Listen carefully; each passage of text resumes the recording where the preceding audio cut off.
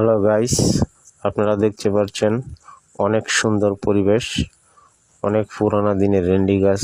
এগুলি সত্যি আমরা গর্বিত। নেত্রকোনা মাটিতে দুর্গাপুর থানায় এত সুন্দর পরিবেশ, এত সুন্দর। আলহামদুলিল্লাহ, বন্ধুরা বেড়াতে আসবেন। আমি এখন আছি দুর্গাপুর ব্রিজের উপরে। ওখান থেকে ভারত খুব কাছে, সর্বোচ্চ 1 কিলো হবে।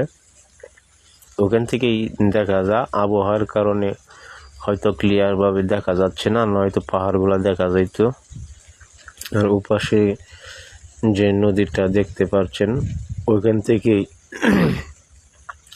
হাজার হাজার শ্রমিক বালু উত্তোলন করতেন ডেজার দিয়ে। তারপর আপনার ডিস্ট্রিক্ট গাড়ি দিয়ে ওখান থেকে বালু যাইত। আজ কিছুদিন যাবৎ ঘাটটি বন্ধ হয়ে যাওয়ার কারণে হাজার হাজার শ্রমিক তাদের কর্মস্থল হারিয়েছে।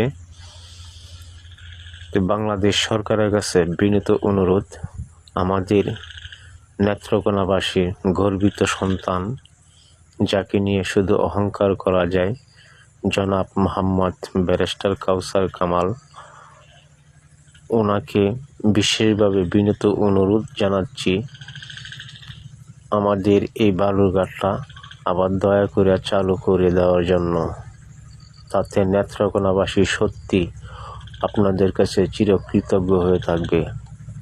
কেননা এখান থেকে কর্ম হারানোর পরে অনেক ফ্যামিলি অনেক কষ্টে সময় পার করতেছেন, খায়া না খেয়ে। অনেক ফ্যামিলি অনেক কষ্টে সময় যাচ্ছে। দয়া করে আপনাদের কাছে বিনীত অনুরোধ,